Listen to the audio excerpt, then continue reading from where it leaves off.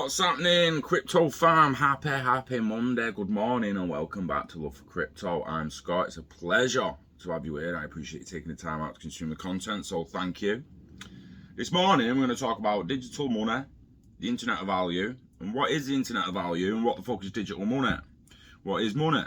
What's the difference between a private company and a bank? Considering they're separated in sentences, one would think there was a difference, when actually they're both just a company. Banks are private companies. So what does a new private company have to do to gain the trust that a bank has got? Not only with large economies and governments, but with the people as well. So, what's digital currency? Beyond blockchain, beyond encrypted wallets, what is actually digital currency? We spoke about the other week with public and private money. We started getting our heads a little bit around, well, okay. So public money's all our wages and shit, what we're being paid, and it's the physical cash. And all the private money is your credit cards, what private companies are they're just creating on computer screens and throwing it to you. Figured out that's why it's harder to go in. That's why it costs more to get cash out of a private money card. If you're given private currency in the form of credit, you go to an ATM and take out cash, you will get charged more. There will be a higher rate to take the cash rather than a straight purchase of something else of value. So there's no internet of value Wikipedia yet. There's an internet of things one, there's an internet one, but there's no internet of value one. It's mainly just Ripple sharing their vision and other people who've taken on what Ripple have said, even Charles Hoskinson and loads of other people pushing the internet of value agenda forward, really. So, Wikipedia, link in the description. Please have a look at this yourself. Apologies if you can't really see that, but digital currency is any currency, money, or money-like asset that is primarily managed, stored, or exchanged on digital computer systems, especially over the internet. Types of digital currencies include cryptocurrency, virtual currency, and central bank digital currency, also known as CBDC. Digital currency may be recorded on a distributed database on the internet, a centralized electronic computer database owned by a company or a bank. What the fuck does that mean? The bank's not companies. Of course they are. So they could also be stored within digital files or even on a store value card. Digital currencies exhibit properties similar to traditional currencies, but generally do not have physical form, unlike currencies with printed banknotes or minted coins. This lack of physical form allows nearly instantaneous transactions over the internet and removes the costs associated with distributing notes and coins. Now, usually not issued by a government body, virtual currencies are not considered legal tender, well, unless they're stated as legal tender. Bitcoin Ecuador, yeah. I can actually pay. I can pay with private money. So which pounds are the public to private to the governmental body, which have been issued? Usually not issued by a governmental body. Well, neither are these banknotes, because they're from this company up here that you call a bank, but you called it a bank so people don't think of it as a company. It's all about the terminology that they use and all these references here, guys. Let's not hang about on, if you're here to rip Wikipedia, I'm sorry, but you're just going to fucking lose. Because at the end of the day, look at the references at the bottom. Look at all them references there to digital money. So shut your mouth, man. They're nearly all PDFs. Some of these will be actual scientific papers. Even if you only read the abstract, let's actually just open that. Just read the abstract. In recent years, there has been considerable interest in the development of electronic money schemes. So, yeah, we've got loads and loads of references at the bottom for all the information in here, and if you want to find one, number 50, it's just number 50. That's how you find a reference on Wikipedia. If we go up to the top where it said borders, we had number 2, borders, reference 2. So reference number 2 on the borders, digital currencies. Committee on Payments and Market Infrastructures, November 2015. Yeah, a lot of research you can be doing just at the bottom of this Wikipedia page, if I'm perfectly honest. Bank of England explores implications of blockchain and central bank issued digital currency from 2016. You know what I mean? Fucking hell, mate. So there is a lot of information here about digital currencies versus virtual currencies, digital versus crypto, digital versus traditional, centralized systems versus decentralized mobile wallets. There's all kinds of information just on this digital currency page, right? This picture's also fascinating. We've got bank deposits, virtual currency, central bank reserves, central bank digital currency. So CBDC's there. But then central bank issued cryptocurrency here. Central bank issued cryptocurrency wholesale cryptocurrency, crypto.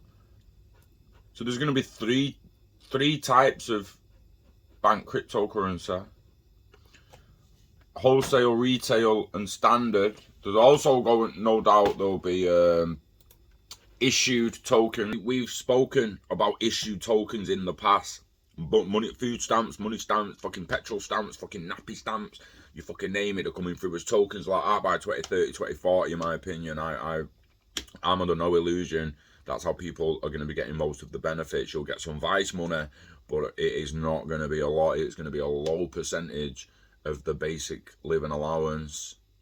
Yeah, interesting. A lot of research to be done, a lot of questions to be answered, really. But basically, it will build to the internet of value. Wrong page, Scott. Wrong page, Scott. What is the internet of value? The internet of value is basically an internet framework of so an internetwork of protocols that are interoperable, that are able to send value from human to human, peer to peer, B2B, B2C, business to customer, machine to machine, everything. It will facilitate every kind of payment you can think of, to the point that in the future people don't even think of them as payments. I've had to explain this a few times. I want you to think of email and letters. Go back to 1970. Tell someone in the future they're not going to need to send a letter. They might still send letters, but their kids will probably never send a letter. I don't send letters. I just don't. I haven't posted a letter in over a decade, right? But I still send correspondence. I send emails, which is a letter. I send text message, which is a letter. It's a fucking letter. You might not have done a formal letter, but it's an informal correspondence, which is still a fucking letter.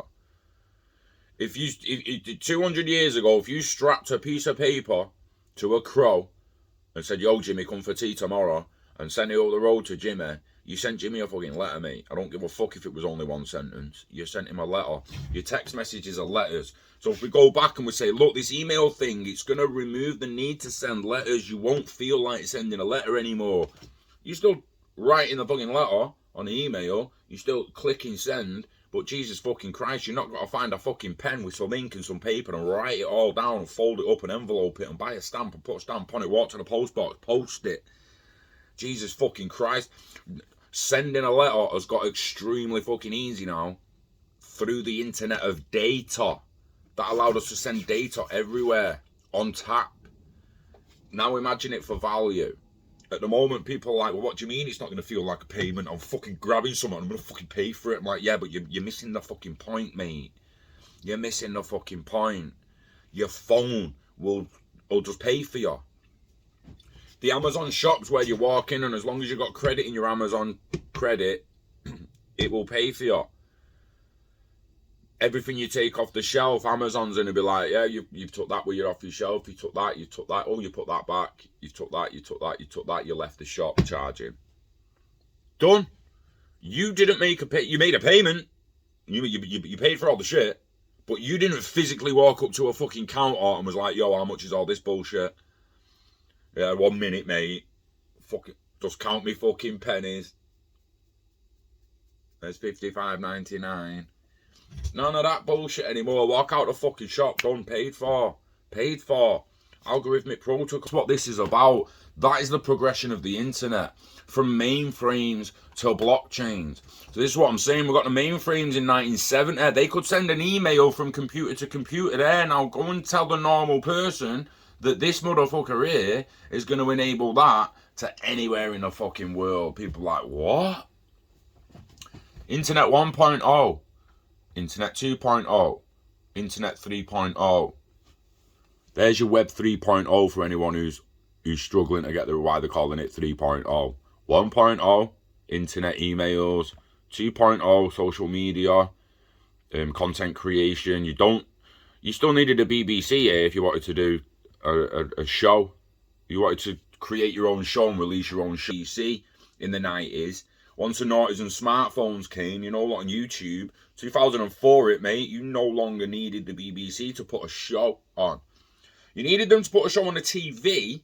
Smart TVs are down the line. You couldn't get YouTube on the telly at that time, but you could get YouTube on the internet. You could do an internet show. Now you're on the telly, bruh. YouTube's on the telly now, bruh. How's that not a TV show to a kid? You bet your ass it's their new favourite channel, mate. Make no mistake. Progression of the internet. So what is the Internet of Value? The Internet of Value is described in simple terms as an online space where people can instantly transfer between each other or transfer value between each other, eliminating the need for the middlemen and most cost. Theoretically, anything of monetary or social value can be transferred between parties, including currency, assets, stocks, securities, intellectual property rights, scientific discoveries, and even a vote in an election. Transferring value is already supported by legacy financial rails like Swift, blockchain, like Bitcoin or Ethereum, and new and emerging technology or solutions like Interledger, ILP, PayID, and many, many apps that make transferring value easier with existing infrastructure. All of these need to be connected somehow to achieve their vision, and there are likely still a lot of unknowns. Well, they mean connected, but we've already got the internet to connect them. Well, what they mean is we're getting a lot of mainframe blockchains coming up now. Bitcoin is a mainframe. Try and send Bitcoin to Ethereum. Mainframe. One network, another network. Two different fucking networks. One's BTC, one's Ethereum. Try and send Great British Pounds into the Bank of America's network and system. Bank of America's like, bruh, we're running USD here, bruh. Sending that fucking GBP for, or BOEC. Sending that fucking BOEC for, Bank of England coin, because that's what it fucking is. And start calling it what it is. Bank of England coin. Bank of fucking England coin, mate. Yeah. Mainframes. And it's Interledger protocol, which opens up all these mainframes and makes it nice and interoperable for anyone.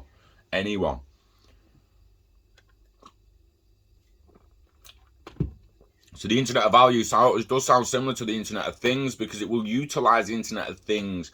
These things on the internet will become the machines that do the machine-to-machine payments. Your phone is an Internet of Thing. It's a thing on the fucking internet that can do things on its own. You can program your phone to whether it's calendars, alarms, notifications, fucking escrowing with your fucking wallet.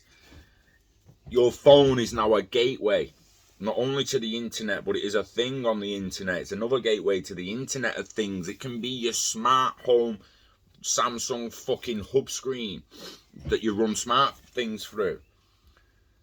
It's just not progressing as fast as some of us initially thought. Right. There is a lot of reading on here, guys. I've skimmed over this. I didn't even fucking read any of this Ripple one. It's pretty much a very similar thing. All this information, most of this information here and what I've just said is covered in the 2 other pages. But I will drop the links in the description. And this Wikipedia, man, I mean, fuck me. If like from 1994 all the way down with all these motherfuckers making different digital, like all the way to Venmo in 2010, fucking PayPal with Elon Musk and shit.